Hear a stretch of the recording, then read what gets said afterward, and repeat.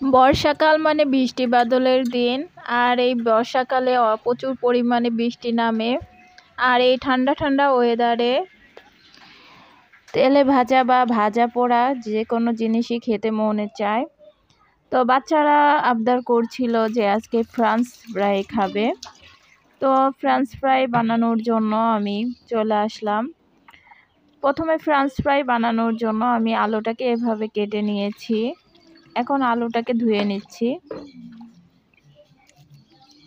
বৃষ্টি নামলেই ভাজা পোড়া জিনিস খেতেও প্রচুর পরিমাণে মনে চায়।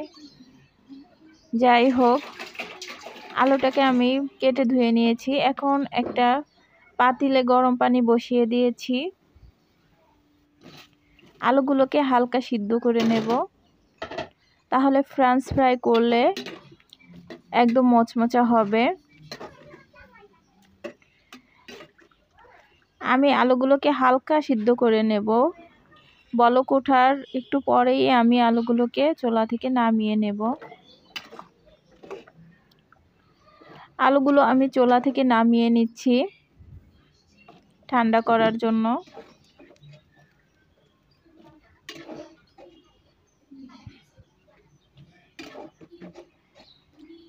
বাইরে এত বৃষ্টি হচ্ছে আর চারিদিকে বন্যা, মানুষের অবস্থা নাজেহাল।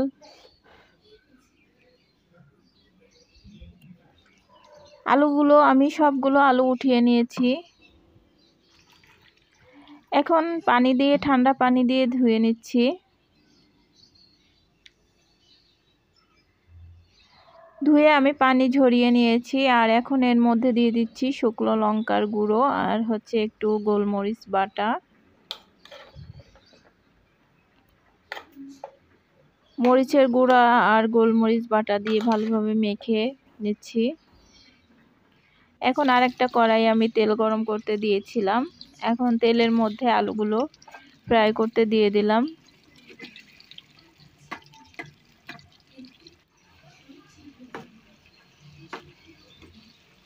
আলুগুলোকে আমি একদম ডিপ ফ্রাই করে নেব, একদম মুচমুচে করে নেব।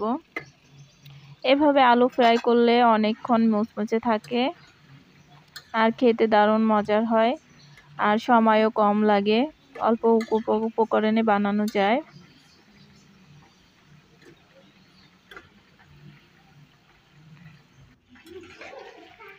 এভাবে একদম মুচমুচে করে আমি ফ্রাই করে নিলাম। এভাবে ফ্রান্স ফ্রাই করলে অনেকক্ষণ পর্যন্ত মুচমুচে থাকে। এভাবে ফ্রান্স ফ্রাই করা হয়ে গেলে এরপরে আপনি লবণ দিয়ে বা বিট লবণ দিয়ে পরিবেশন করতে পারেন। তো আমার রেডি হয়ে গেল ফ্রান্স ফ্রাই। যাই হোক, আজকের ভিডিওটি এই পর্যন্ত। যদি আমার ভিডিও আপনাদের ভালো লেগে থাকে তাহলে আমার চ্যানেলটিকে সাবস্ক্রাইব করে পাশে থাকা বেল আইকনটি বাজিয়ে দেবেন। আর লাইক কমেন্ট করতে ভুলবেন না। ভালো থাকবেন, সুস্থ থাকবেন। আল্লাহ হাফেজ।